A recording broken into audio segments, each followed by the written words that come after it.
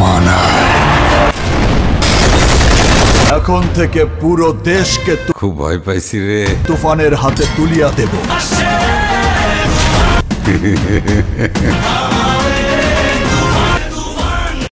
একবার ভেবে দেখুন তো, কিশোর বয়সী সাধারণ ঘরের একটি ছেলে চোখের সামনে যখন তার বাবাকে দা দিয়ে কুপিয়ে নৃশংসভাবে হত্যা করা হয়, তখন তার প্রতিক্রিয়াটা কি হতে পারে? তখনই তার ভিতরে প্রতিশোধের আগুন জ্বলে ওঠে। প্রকাশ্য দিবালোকে সবার সামনে বাবার খুনিকে রাস্তায় ফেলে দা দিয়ে কুপিয়ে নৃশংসভাবে হত্যা করে সে আর কেউ নয়, সে হলো তুফান। বলছিলাম এখনকার হালের ক্রেজ এবং সবচেয়ে ব্যবসা সফল সিনেমা তুফানের কথা। সে তো আর 5টা সাধারণ ছেলের মতো নয়, সে হলো তুফান। সে জন্ম থেকেই তুফান। একের পর এক বড় বড় সন্ত্রাসীদের খুন, সন্ত্রাসী থেকে নেতা, নেতা থেকে লিডার কিংবা স্মাগলার, এমনকি বড় বড় রাষ্ট্রীয় দল, কোনো কিছুকে যেন তোয়াক্কা করে না তুফান। আস্তে আস্তে গ্রামের এক সাধারণ ছেলে আতাউল গনি হয়ে ওঠে ওই সময়কার শীর্ষস্থানীয় ডন, যে কিনা রাজত্ব করে পুরো দেশ। আর অন্যদিকে তুফানের মতো দেখতে খুব সাধারণ ঘরের একটি ছেলে শান্ত, যার কিনা জীবনের একমাত্র লক্ষ্য সে বড় নায়ক হবে, সে সিনেমা করবে এবং দর্শক হলে গিয়ে তার সিনেমা দেখবে। সে ইন্ডাস্ট্রিতে কাজ করার জন্য একটা সুযোগের আশায় আপ্রাণ চেষ্টা করতে থাকে, কিন্তু ভাগ্য তার সহায় হয় না। দেশের সবচেয়ে বড় শীর্ষস্থানীয় ডন তুফানের মতো চেহারা হওয়াতে কি শান্তর কোনো বড় ধরনের বিপদ হবে, নাকি এর বদৌলতে তার ভাগ্যের চাকা ঘুরে যাবে? আর তুফান কি পারবে এই পুরো দেশকে নিজের হাতের মুঠোয় এনে রাজ করতে, নাকি ওর থেকেও বড় কোনো শক্তি এসে তুফানকে দমিয়ে দিবে? জানতে হলে পুরো মুভি এক্সপ্লেনটি খুব মনোযোগ সহকারে শেষ পর্যন্ত দেখুন। এই মুভির প্রতিটি পরতে পরতে রয়েছে টুইস্টে ভরপুর। তো আর দেরি না করে চলুন শুরু করা যাক আজকে আমাদের মুভি এক্সপ্লেইন তুফান। মুভির শুরুটা হয় মেগাস্টার শাকিব খানের দুর্ধর্ষ ধামাকাদার সব এন্ট্রি দিয়ে। সময়টা ছিল 1990। তুফান একটি রাজনৈতিক পার্টিতে বসে মদ্যপান করছিল। সেখানে রাজনৈতিক অনেক গণ্যমান্য ব্যক্তিরা উপস্থিত ছিল। তারা একে অপরের সাথে রাজনৈতিক বিভিন্ন বিষয়ে আলাপ আলোচনা করছিল। এমন সময় তুফান বলে ওঠে, সবাই আমার কথা মতো রাজনীতি করো, আমার কথা শুনে চললে কনফার্ম পাস। এই কথা শুনে সেখানকার উপস্থিত একজন নেতা লাবলু সাহেব বলে ওঠে, এই তুই কেডারে? তুই কয়টা খুন করেছিস জীবনে? 10টা, 20টা, 50টা, 100টার উপরে খুন না করতে পারলে তুই এর চেয়ার থেকে নেমে বস। এখানে যারা আছে সবাই 100টার উপরে ঝেড়েছে। তখন একজন মহিলা নেত্রী বলে ওঠে, এই তোর সাহস তো কম না, তুই এখনো এই চেয়ারে বসে আছিস এবং আমার সামনে বসে বিড়ি টানছিস? তখন সে তুফানকে ঘাড় ধাক্কা দিয়ে বের করে দিতে বলে। তুফান তখন কোনো কথার উত্তর না দিয়ে চুপচাপ সেখান থেকে বেরিয়ে এসে তার গাড়ির ডিকিটি খোলে। সেখান থেকে সবচেয়ে শক্তিশালী অস্ত্রটি হাতে তুলে নিয়ে সে আবার সে পার্টিতে ফিরে যায়। তুফান তখন শুরু করে তার ধ্বংসলীলা। সে একের পর এক মানুষকে গুলি করে মারতে থাকে এবং সেই পার্টিতে উপস্থিত থাকা প্রত্যেকটি মানুষকে সে গুলি করে মেরে ফেলে। এখানে তুফানকে খুবই হিংস্র এবং রুড বিহেভিয়ারের মাধ্যমে প্রেজেন্ট করা হয়। এরপর মুভির সিন শিফট হয়ে শান্তকে দেখানো হয়। শান্ত এবং তুফানের চেহারা হুবহু একরকম হলেও তারা কিন্তু দুইজন দুই মেরুর লোক। শান্তর জীবনযাপন আর 5টা সাধারণ ছেলের মতোই খুবই সহজ সরল। শুরুতেই তার আজকে আমার পকেট ফাঁকা এই গানটির মাধ্যমে তার অসহায় জীবনযাপন এবং ভবিষ্যতে কিছু একটা করে দেখানোর একটা স্পৃহা প্রকাশ পায়। শান্তর জীবনের একমাত্র লক্ষ্য সে সিনেমার নায়ক হবে। সিনেমাতে অভিনয় করার যে কোনো ছোটখাটো একটা সুযোগ পেলে সে নিজেকে প্রমাণ করে দেখাতে চায়। এরপর শুটিং সেটে জুলিকে দেখানো হয়। সে একজন কস্টিউম ডিজাইনার। জুলি হিরোকে লাল রক্ত মাখানো শার্ট পরতে বললে হিরো বলে, না আমি লাল রক্তওয়ালা শার্ট পরবো না। জুলি তখন বলে, স্যার রক্তের রং তো লালই হয়, রক্তের রং তো সবুজ হয় না।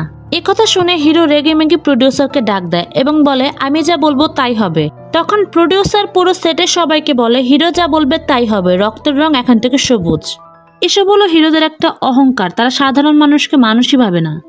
একটা ছোটখাটো রোল পাওয়ার আশায় শান্ত সে সেটে গিয়ে অপেক্ষা করে। যাই হোক, এসব দেখে জুলির খুবই মাথা গরম হয়ে যায়। জুলি শান্তকে ব্যাকগ্রাউন্ড ডান্সার ভেবে তার দিকে একটি কস্টিউম ছুরি দিয়ে বলে, তাড়াতাড়ি ডান্স ফ্লোরে আসো, প্র্যাকটিস করতে হবে। শুটিং এর সময় হিরো প্রডিউসারকে বলে, আমার থেকে লম্বা এবং দেখতে সুন্দর একটি ছেলে কি করে আমার গানের ব্যাকগ্রাউন্ড ডান্সার হয়। তখন তারা শান্তকে শুটিং এর সেট থেকে বের করে দেয়। ঘটনাটি দেখে জুলির খুবই খারাপ লাগে। আসলে সে না বুঝে তাকে ব্যাকগ্রাউন্ড ডান্সার হিসেবে পাঠিয়েছে। তখন শান্ত জুলিকে অনুরোধ করতে থাকে, প্লিজ আমাকে একটা সুযোগ করে দিন নিজেকে প্রমাণ করার। তখন জুলি শান্তর বন্ধু হয় এবং তাকে বলে, আচ্ছা আমার 2-1 পরিচিত আছে, আমি তাদের সাথে তোমাকে কথা বলিয়ে দিব। এরপর জুলি শান্তকে একটা ছোট রোল জোগাড় করে দেয়, যেখানে মৃত মানুষ হয়ে শুয়ে থাকতে হবে, কোনো অভিনয় থাকে না। মৃত মানুষের রোল পেয়ে শান্ত খুব আপসেট হয়ে যায়, কারণ সে চায় নিজেকে প্রমাণ করতে, সে চায় একদিন বড় হিরো হতে।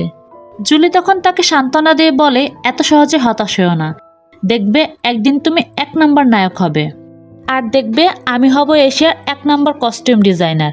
কি হবা না? শান্ত তখন তার কথা উৎসাহ পেয়ে বলে, হ্যাঁ হব। এরপর জুলি শান্তকে একটি ফাইটের সিন দেখানোর জন্য শুটিং সেটে নিয়ে যায়। ভিলেন এবং হিরোর মধ্যে ভুল বোঝাবুঝি হওয়ার কারণে দুজনের মারামারি হাতাহাতি শুরু হয়। জুলি তাদের মারামারি থামানোর জন্য গেলে তারা জুলিকে নিয়ে আজেবাজে মন্তব্য করে। শান্তর প্রচন্ড রাগ উঠে যায়। তখন সে তাদেরকে উল্টাপাল্টা করে মারতে শুরু করে। এখানে শান্তর খুব ভালো কিছু অ্যাকশন সিন দেখানো হয়েছে। শান্তর এই ফাইট দেখে ফাইট মাস্টার তো পুরো ইমপ্রেসড হয়ে যায়। মারামারি করতে করতে এক পর্যায়ে শান্ত পানির মধ্যে পড়ে যায়। সেখান থেকে সে উঠে দাঁড়ালে তাকে দেখে কেন জানি গুন্ডাগুলা ভয় পেয়ে সেখান থেকে দৌড়ে পালিয়ে যায়। কিন্তু শান্ত আর জুলি এটাই বুঝতে পারছিল না তাকে দেখে কেন গুন্ডাগুলো ভয় পেয়ে দৌড়ে পালালো। এই রহস্যটার উত্তর আমরা আর কিছুক্ষণ পরে জানতে পারবো। এর পরের সিনে দেখানো হয় শান্ত তার এলাকার মধ্যে হঠাৎ করে চিৎকারের শব্দ পায়। সে দৌড়ে গিয়ে দেখে তার পাশের বাসার বৌদির প্রসব বেদনা উঠেছে। শান্ত আর জুলি মিলে যত দ্রুত সম্ভব তাকে হসপিটালে নিয়ে যায়। হসপিটাল থেকে জানায় তার ও নেগেটিভ ব্লাড প্রয়োজন। তখন শান্ত আর কোনো উপায় খুঁজে না পেয়ে তার এলাকায় মসজিদে মাইকিং করে ও নেগেটিভ ব্লাডের জন্য। মসজিদের মাইকিং শুনে এলাকার অনেক ও নেগেটিভ রক্তের মানুষ এগিয়ে আসে শান্তকে সাহায্য করতে। তখন রোগীর মুমূর্ষ অবস্থায় এত রাতে শান্ত ব্লাড ডোনারের ব্যবস্থা করে দিতে পেরেছিল বিধায় শিবুর বউ এবং বাচ্চা সুস্থভাবে ফিরে আসতে পেরেছে। শিবু তার বউ এবং বাচ্চার জীবন বাঁচানোর জন্য শান্তকে জড়িয়ে ধরে তার প্রতি কৃতজ্ঞতা প্রকাশ করতে থাকে। শান্তর এই পরোপকারী মনোভাবের কারণে এলাকাবাসী তার উপর অনেক খুশি হয় এবং সবাই তাকে বলে, তুমি আমাদের রিয়েল হিরো। ওখানে দাঁড়িয়ে দাঁড়িয়ে ফাইট ডিরেক্টর শান্তর সব ঘটনা দেখছিল। সে তাকে বলে, তুই আসলেই ভাই সত্যিকারের হিরো। তবে তোকে হিরো বানানোর ক্ষমতা আমার না থাকলেও ভিলেন হিসেবে ছোট্ট একটা রোল দেওয়ার ক্ষমতা আমার আছে। আমার নেক্সট ছবিতে তুই হবি আমার সেকেন্ড ভিলেন। শান্ত আর জুলি তো তখন খুব খুশি হয়, সাথে মহল্লাবাসীও অনেক খুশি হয়। কিছুদিন পর সেকেন্ড ভিলেন হিসেবে শান্তর শুটিং শুরু হয়। শান্ত নিজে সর্বোচ্চটুকুতে চেষ্টা করছে ভালো অ্যাক্টিং করার জন্য। স্ক্রিপ্ট অনুযায়ী অনেক সময় হিরোর সাথে মারামারি করতে হচ্ছে। নতুন হিসেবে তার পারফরমেন্স দেখে ডিরেক্টর এবং ফাইট ডিরেক্টর অনেক খুশি। এই সিনেমাতে কস্টিউম ডিরেক্টরের দায়িত্বে থাকেন জুলি। জুলি আর শান্তর প্রেমটা তখন খুব ভালো জমে উঠেছে। ওই সিনেমাতে অভিনয় করছেন দেশের সবচেয়ে জনপ্রিয় অভিনেত্রী সূচনা। জুলি তখন সূচনার কাছে নাইট কস্টিউম নিয়ে এসে বলে, ম্যাডাম রাতে ঘুমানোর একটা সিন ছিল, দয়া করে এটা পরে নিন।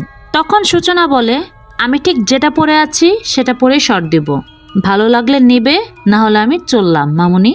মোট কথা বড় বড় নায়ক নায়িকারা তাদের নিজের মন মর্জির মতো চলে, তারা ছোট স্টাফদেরকে মানুষই মনে করে না। এরপর নায়িকা সূচনার সাথে শান্তর বেশ কয়েকটি শট ছিল। শান্ত ভিলেন হয়ে নায়িকা সূচনাকে কিডন্যাপ করে। শান্ত নতুন হিসেবে খুব ভালো পারফরমেন্স করে, এই বিষয়টি নায়িকা সূচনা খেয়াল করে।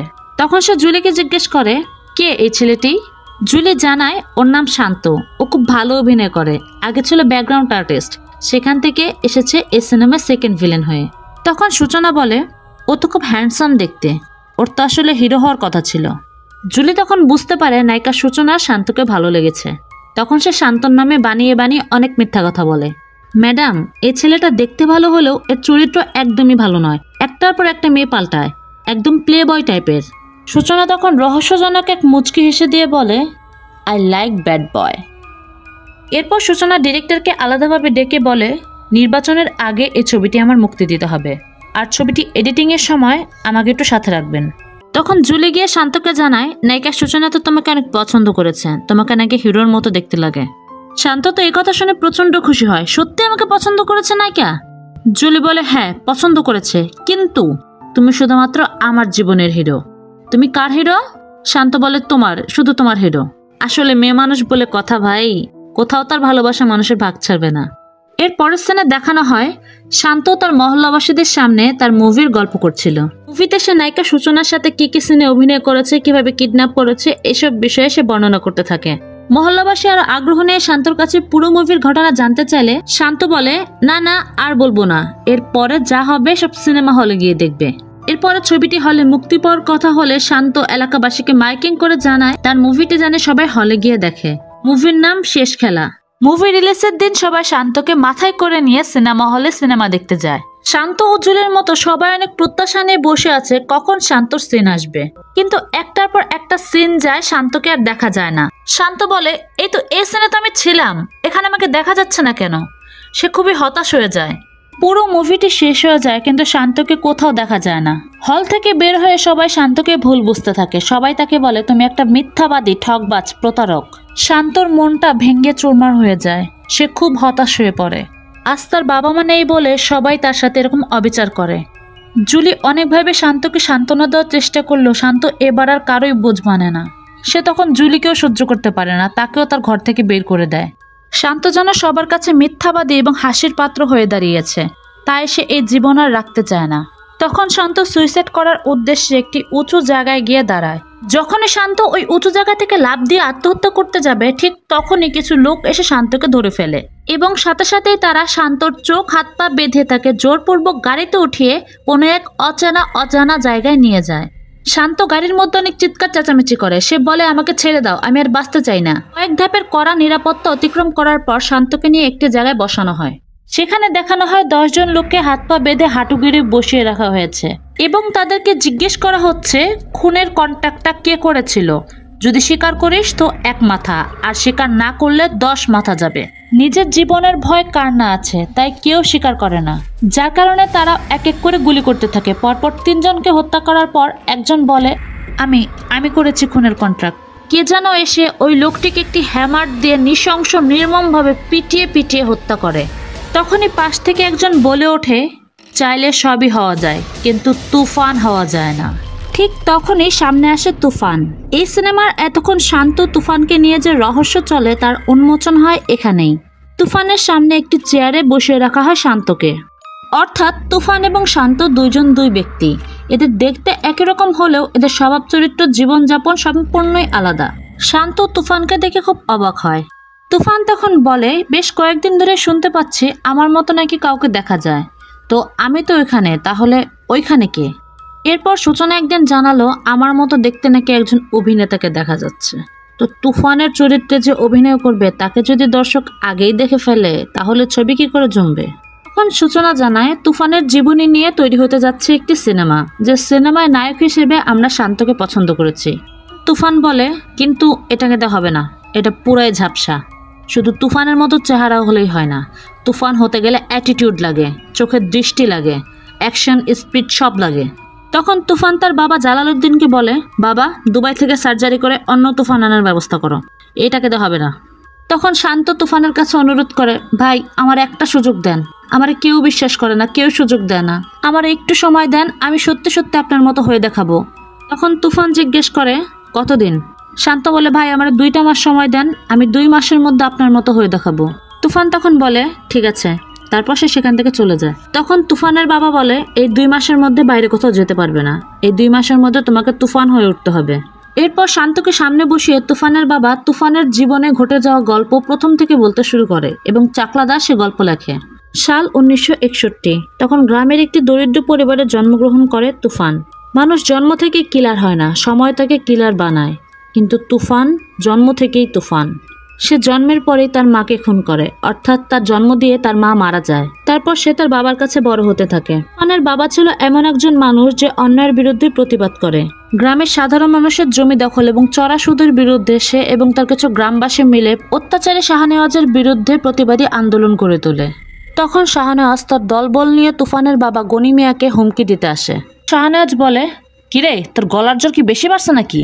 তখন গনি মিয়া বলে গলা থাকলে তো অন্যায়ের বিরুদ্ধে জোর বাড়বই। একথা শুনে শাহনেওয়াজের মাথা গরম হয়ে যায়। তখন সে গনি মিয়াকে সবার সামনে মাটিতে ফেলে চাকু দিয়ে পোজ দিয়ে নৃশংসভাবে তার গলা কেটে হত্যা করে। তুফানের সামনেই তার বাবাকে হত্যা করে শাহনেওয়াজ। চোখের সামনে বাবার এরকম নৃশংস মৃত্যু দেখে তুফান আর সহ্য করতে পারে না। সাথে সাথে সে একটি দা হাতে নিয়ে এক কোপ দিয়ে শাহনেওয়াজের মাথা 2 ভাগ করে ফেলে। এক অত্যাচারী রাক্ষসকে দমন করতে জন্ম নেয় আরেক রাক্ষস। তুফান যখন শাহনেওয়াজকে মারে তখন তার বয়স মাত্র 15 বছর। প্রকাশ্য দিবালোকে সবার সামনে শাহনেওয়াজকে খুন করায় পুলিশ তুফানকে ধরে নিয়ে যায়। তখনকার সবচেয়ে বড় সন্ত্রাসী নেতা থেকে পুলিশ সবাই যার কথায় উঠবস করে তার নাম হলো বশির। বশির গিয়ে মাঝ রাস্তায় পুলিশের গাড়ি থামায়। তখন বশির পুলিশকে বলে এই সম্ভাবনাময় ছেলেটার ভবিষ্যৎ শুধু নষ্ট করে লাভ কি, যে যাওয়ার সে তো চলেই গেছে।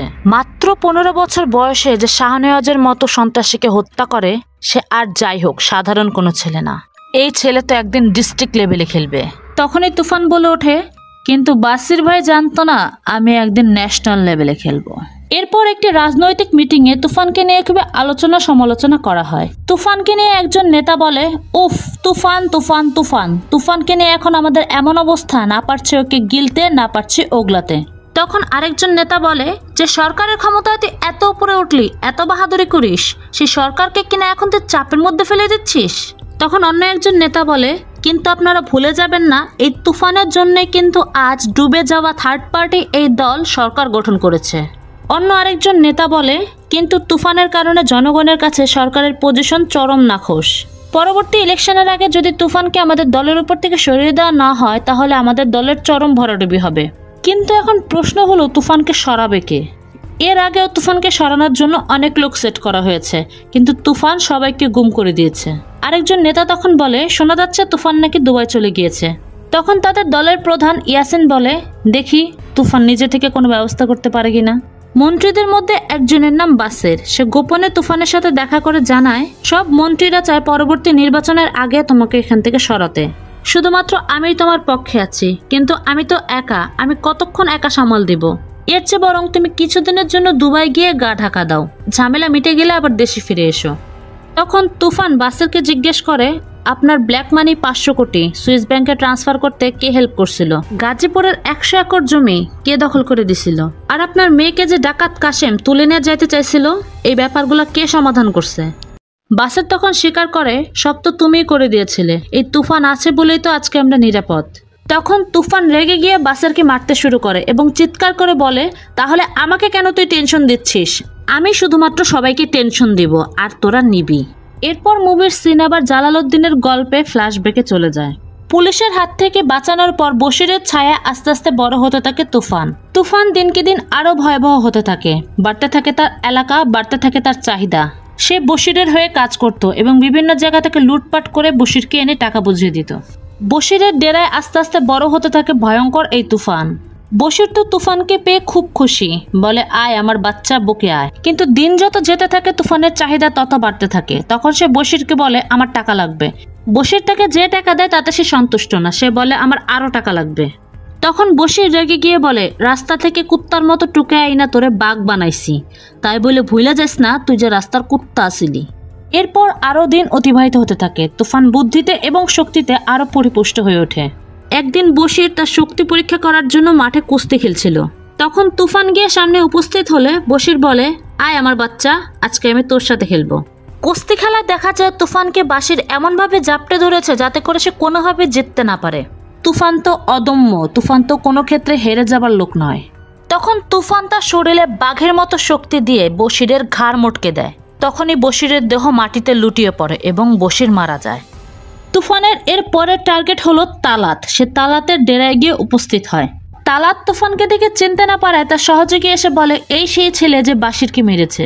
তালাতের চিরশত্রু বাশিরকে তুফান মেরে ফেলেছে, এই খুশিতে তালাত তুফানকে একটি বড় গান গিফট করে।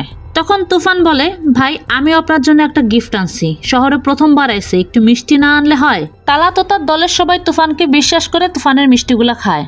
কিন্তু তুফান যে আরো বড় মাপের পাক্কা খেলোয়াড়, সে মিষ্টির মধ্যে বিষ মিশিয়ে নিয়ে এসেছে, যে মিষ্টি খেয়ে তালাত সহ তার দলের সবার মরার মতো অবস্থা হয়ে যায় এবং তালাতের উপহার করা সে গান দিয়েই তুফান তাদেরকে গুলি করে একেবারের জন্য মেরে ফেলে। তুফানের পর খেয়াল করে একটা লোক এখনো বেঁচে আছে। সে তখন জিজ্ঞেস করে, কিরে তুই মিষ্টি খাসনি? ছেলেটি বলে, না বস, আমি মিষ্টি খাই না, আমার তো ডায়াবেটিস আছে। তুফান জিজ্ঞেস করে, কখন থেকে ডায়াবেটিস? সে বলে, বস আপনি যখন থেকে মিষ্টি দিয়েছেন তখন থেকে ডায়াবেটিস ধরা পড়েছে। ছেলেটির এই চালাকি বুদ্ধি তুফানের কাছে খুব ভালো লাগে। সে বলে, এই ছেলেটাকে আমার সাথে নিয়ে চল, এখন থেকে আমার সাথেই কাজ করবে। এরপর তুফান এবং বেলাল রাজধানী কিভাবে দখল করা যায় সে বিষয়ে প্ল্যান করছিল। বেলাল তুফানকে পরামর্শ দেয়, এভাবে খেললে পয়েন্ট পাওয়া যাবে না, একটা তালাত গেছে আরেকটা তালাত আসবে। রাজধানীর বাইরে এক একটা এরিয়া এক একজন ডন কভার করে, কিন্তু রাজধানীর ভিতরে রাজ করার বিষয়টি পুরোই আলাদা। সেখানে খেলতে হবে আপনাকে রাজনৈতিক দলগুলোর সাথে। ন্যাশনাল লেভেলে খেলার জন্য আপনাকে রাজনীতি করতে হবে, তাহলেই আপনি রাজ করতে পারবেন। তুফান বলে, ঠিক আছে, রাজনৈতিক দলের সাথে খেলার ব্যবস্থা করো। বেলাল জানায়, আগামী 4 ডিসেম্বর ঢাকার একটি 5 স্টার হোটেলে বিরোধী দলের সব প্রধান নেতাকর্মীদের নিয়ে একটি পার্টির আয়োজন করা হয়েছে। এবার সিন শিফটে 5 স্টার হোটেলে বিরোধী দলীয় নেতাকর্মীদের পার্টি দেখানো হয়। সেখানে সব নেতারা সামনের নির্বাচনে কিভাবে জয়লাভ করবে সে বিষয়ে আলাপ আলোচনা করছিল। তুফান সেখানে একটি টেবিলে বসে মদ্যপান করছে এবং তাদের কথা শুনছে। হঠাৎ করে এসে সকলের উদ্দেশ্যে বলে ওঠে, ভুল প্ল্যানিং, তোমরা আমার কথা শুনে ইলেকশন করো, তাহলে কনফার্ম পাস। লাবলু সাহেব রেগে গিয়ে বলে, এখানে যারা আছে সবাই 100টার উপরে খুন করেছে, তুই যদি 100টা খুন না করে থাকিস তাহলে চেয়ার থেকে নিচে নেমে বস। তখন আরেকজন মহিলা নেত্রী বলে, এই তোর সাহস তো কম না, তুই আমাদের সামনে বিড়ি ফুঁকছিস, ওই কে আছিস ওকে বের করে দে। তুফান কোনো কথার উত্তর না দিয়ে সোজা সেখান থেকে বেরিয়ে এসে তার গাড়ির ডিকিটি খুলে গাড়ি থেকে সবচেয়ে ভয়ঙ্কর অস্ত্রগুলো নিয়ে এসে আবার সেই পার্টিতে ফিরে যায়। শুরু হয়ে যায় তুফানের ধ্বংসতাণ্ডব। মুহূর্তের মধ্যে সে লন্ডভন্ড করে ফেলে পুরো পার্টি এবং পার্টির সকল মানুষকে। বিরোধী দলের প্রত্যেকটি নেতাকর্মীকে নিজের হাতে খুন করে সে চেয়ারে আরামে বসে থাকে, যেন পুরো রাজত্বটাই তার। এই ঘটনার পর তুফানকে সারা বিশ্বের মানুষ চিনে যায়। দৃশ্য তখন শিফট হয়ে তুফানের পালক বাবা জালালউদ্দিনের কাছে যায়। সে বলে, তোমার যে শত্রু, সেই শত্রু হলো তোমার বন্ধু। তুফান তখন সিদ্ধান্ত নেয় সে হাত মেলাবে তৃতীয় দলের সাথে এবং তৃতীয় দলকেই সে ক্ষমতায় বসাবে। তৃতীয় দলের নাম ছিল জনতার পার্টি। জনতা দলের লিডার খুব খুশি হয় তুফানের এই কাজে। সমতা দলের প্রধান সব নেতাকর্মীদেরকে একসাথে শেষ করে দেওয়ায় এখন তারা প্রধান বিরোধী দল হিসেবে আত্মপ্রকাশ করতে পারবে। লিডার ইয়াসিন বলে, আমাদেরকে প্রধান বিরোধী দল হতে সাহায্য করার জন্য তোমাকে অনেক টাকা দেব। সবাইকে অবাক করে দিয়ে তুফান বলে ওঠে, শুধুমাত্র বিরোধী দল? আমি তো ভেবেছিলাম আপনাদের দিয়ে সরকার গঠন করাবো। ইয়াসিন তো তখন চমকে যায়, কারণ সরকার গঠন করা তাদের কাছে একটা স্বপ্ন মাত্র। সে বলে, তোমার প্ল্যানটা কি বলো তো? তখন বেলাল বলে, তুফান কখনো প্ল্যান জানানোর জন্য মিটিংয়ে বসে না, সে সব প্ল্যান সেট করে তারপর মিটিংয়ে বসে। ঘড়ির কাঁটায় 12টা বাজার ঠিক কিছুক্ষণ আগে সরকারি দলের সব নেতারা কেউ সিনেমা হলে সিনেমা দেখছে, কেউ বাইরের সাথে কথা বলছে, কেউ সভায় বক্তৃতা দিচ্ছে। ঘড়িতে যখন 12টা বাজে ঠিক তখনই তুফানের প্ল্যান মোতাবেক সরকারি দলের সমস্ত নেতাকর্মীদের এক এক করে গুলি করে হত্যা করা হয়। ইয়াসিনের একজন লোক দৌড়ে এসে তাদেরকে জানায় সরকার দলের প্রধান সব বড় বড় নেতাদেরকে কে যেন মেরে ফেলেছে। এ কথা শুনেই তাদের সবার চোখ কপালে উঠে যায়। ইয়াসিন তখন তুফানকে ভয়ে ভয়ে জিজ্ঞেস করে, কি চাও তুমি? তুফান বলে, পুরো দেশ। নির্বাচনের আগে পুরো দেশ তছনছ করে ফেলে তুফান। নির্বাচনের দিন জনতা পার্টি বিপুল ভোটে জয়লাভ করে এবং তারই সাথে জিতে যায় তুফান। এরপর আসে শপথ গ্রহণের দিন। রাষ্ট্রপতির কাছে জনতা পার্টি শপথ গ্রহণ করছে দেশের জন্য, কিন্তু মুখে দেশের জন্য শপথ গ্রহণ করলেও তারা তো আসলে জিতেছে তুফানের জন্য, তাই তারা তুফানের হাতে দেশটিকে তুলে দেয়। তাই তখন তুফানও তাদের সাথে সাথে শপথ বাক্য পাঠ করতে থাকে। এখন থেকে তুফানের হাতে দেশকে তুলে দেওয়া হইল। তুফান যাহা চাইবে ঠিক তাহাই পাইবে। পুরো দেশে আধিপত্য বিস্তার করে তুফান। শিক্ষা, কৃষি, শিল্প, সংস্কৃতি, চিকিৎসা সব ক্ষেত্রে একচ্ছত্র আধিপত্য তুফানের। বড় বড় ব্যবসায়ীদের তাদের লাভের অংশ থেকে পার্সেন্টেজ দিতে হয় তুফানকে। তুফান তার লোকদের কাছে জিজ্ঞেস করে এবছর প্রফিট কত হয়েছে। একজন জানায় এবছর 75 কোটি এবং লাস্ট ইয়ার 252 কোটি। লাস্ট ইয়ারের থেকে এবছর কম প্রফিট হয়েছে। আর তুফান কম শব্দটি শুনতে পারে না, সে সাথে সাথেই ওই লোকটিকে খুন করে ফেলে। গোল্ড ছিল লাস্ট ইয়ার 153 কোটি এবং এবছর 176 কোটি প্লাস। এভাবে করে প্রতি বছরই তার ব্যবসার প্রফিট বাড়তে থাকে। এরপর সিন শিফট হয়ে স্ক্রিপ্ট রাইটার বলে, অসাধারণ গল্প, কিন্তু এই গল্পে কিছু একটা মিসিং আছে, সেটা হলো প্রেম। জালালউদ্দিন জানায়, হ্যাঁ আছে তো, আসলে বয়স হয়েছে তো, যার কারণে কোকিলের কথাটা সবসময় মাথায় থাকে না। এরপর আসে দুষ্টু কোকিল গানটি। এখানে মিমি একটি বারে নাচছিল। একটা সময় সোহান চৌধুরী এসে মিমির সাথে ডান্স করা শুরু করলে তুফান সবার সামনে তাকে গুলি করে মেরে দেয়। এরপর দেখা যায় সোহান চৌধুরীকে এমন ওপেনলি মারার কারণে জনতা পার্টির সব নেতা তুফানকে দোষারোপ করতে থাকে। তখন ইয়াসিন বলে, সোহান চৌধুরীর মতো এত বড় মাপের একজন হিরোকে তোমার এরকম প্রকাশ্যে মারা একেবারে উচিত হয়নি। এই মেয়েটি সব দেখেছে, এখন সবাই তোমার বিপক্ষে সাক্ষী দিবে, কেউ তোমার পাশে নেই। তখন তুফান মেয়েটির পা থেকে জুতা খুলে তার পাশের এক নেতাকে ইচ্ছামতো জুতা দিয়ে পিটাতে শুরু করে। লিডার ইয়াসিন তারই উগ্র আচরণ দেখে খুবই ভয় পেয়ে যায়। বেলাল এসে একটি কাগজ ইয়াসিনকে ধরিয়ে দিয়ে বলে, এই কাগজে যা লেখা আছে সেটাই মিডিয়ার সামনে বলবেন। এরপর ইয়াসিনকে একটি প্রেস ব্রিফিংয়ে বলতে দেখা যায়, সোহান চৌধুরীর খুনের সাথে তুফানের কোনো সম্পর্ক নেই। বরুণ চৌধুরী নামে একজন ব্যবসায়ীকে পুলিশ সন্দেহ করছে এবং তাকে খুঁজে বের করার চেষ্টা করছে। এরপর তুফান সূচনাকে তার প্রাসাদে নিয়ে গিয়ে বলে, এই প্রাসাদ এখন থেকে তোমার, তুমি এখন থেকে এখানেই থাকবে।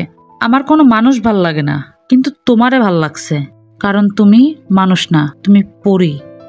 তুফান বলে, আমি তোমার সব স্বপ্ন পূরণ করে দেব, বলো তোমার কি চাই।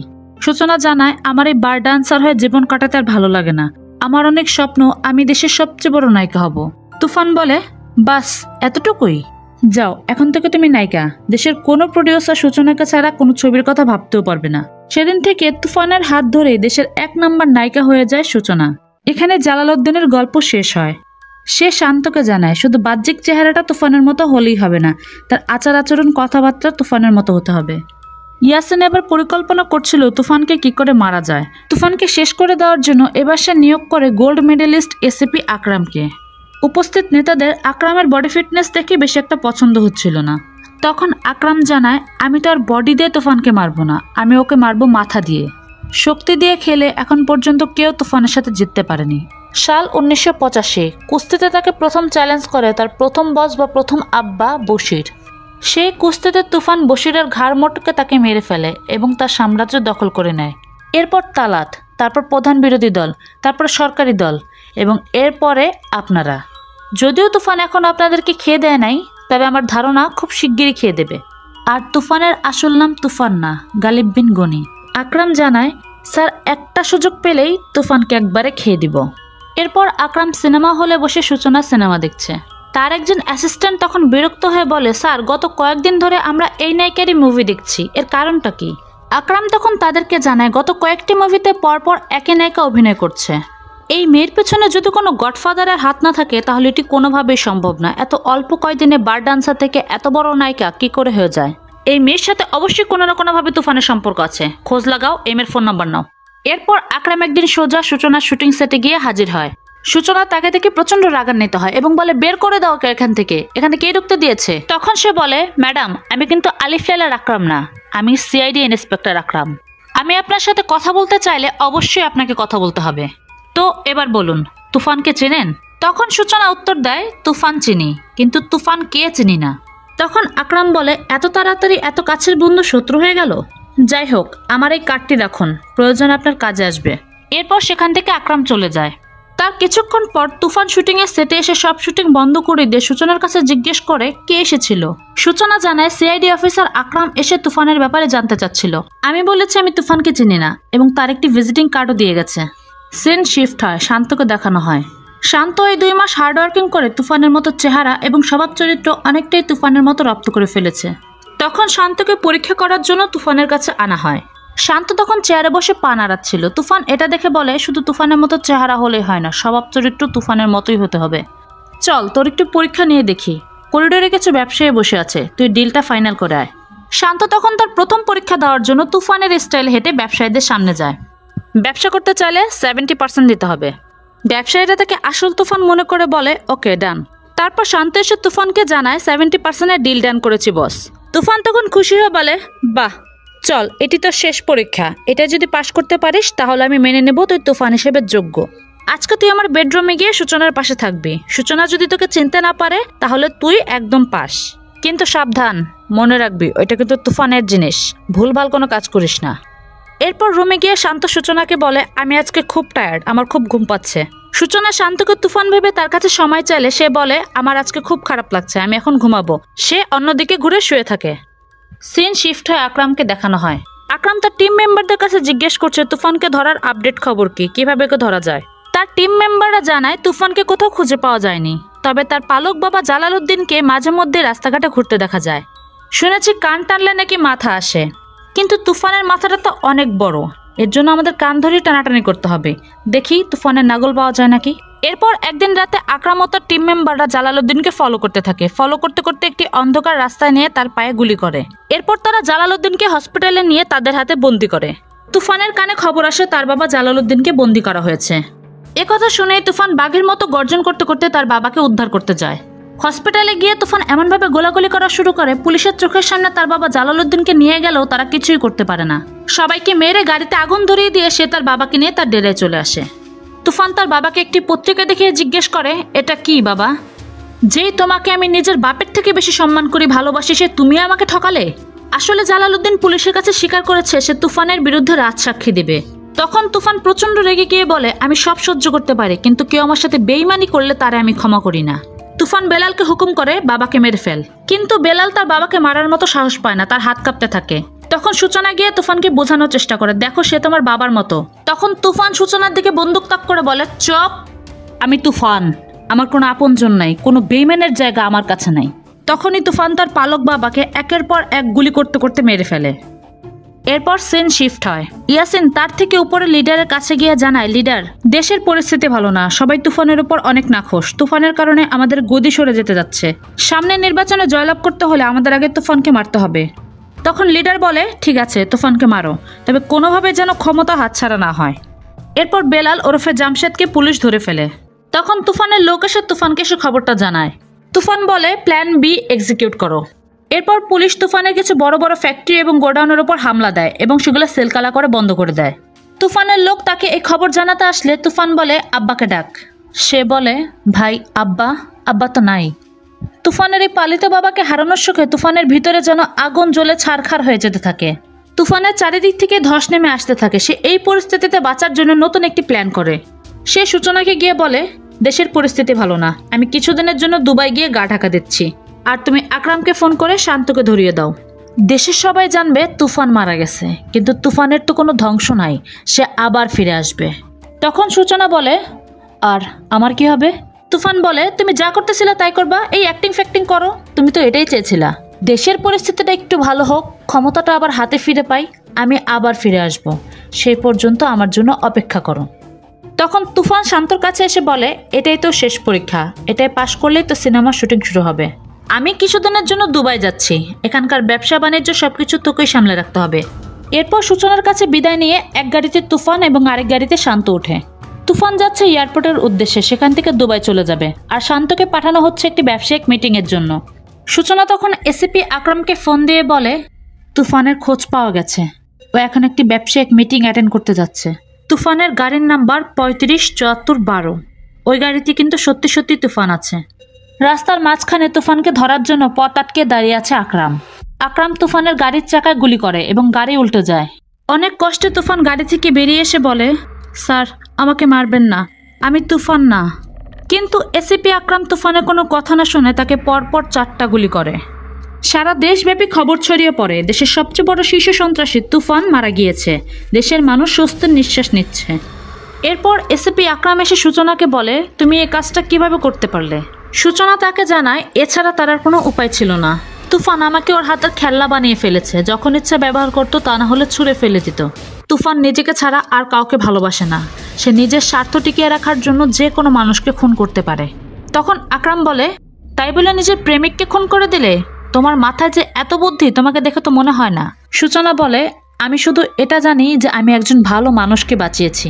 একদিন রাতে তুফান শান্ত টেস্ট নেওয়ার জন্য তাকে আমার ঘরে পাঠায়। আমি তখন তুফান মনে করে শান্তকে বলি, শান্ত ছেলেটাকে না মারলে হয় না, ও আসলে অনেক সহজ সরল, এসবের কিছুই বোঝে না। তার কিছুক্ষণ পর শান্ত আমার পা জড়িয়ে ধরে বলে, ম্যাডাম, আমারে মাফ করে দেন, দয়া করে আমারে মারেন না, আমি আপনাদের কি ক্ষতি করছি? আমার নায়কটা খাওয়া লাগবো না ম্যাডাম, আপনি আমার এখান থেকে বাইর করে দেন। তখন সূচনা বলে, শোনো, এখান থেকে পালানো এত সহজ না, যা করতে হবে প্ল্যান করে করতে হবে, নাহলে তুফান আমাকে আর তোমাকে দুজনকে মেরে দিবে, তাই আমি যা বলি তাই শুনে চলো।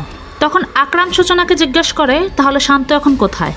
সূচনা জানায়, শান্ত তুফানের ভিসা পাসপোর্ট দিয়ে দুবাই চলে গেছে, আর জুলিকেও ভিসা পাসপোর্টের ব্যবস্থা করে শান্তর কাছে পাঠিয়ে দিয়েছি।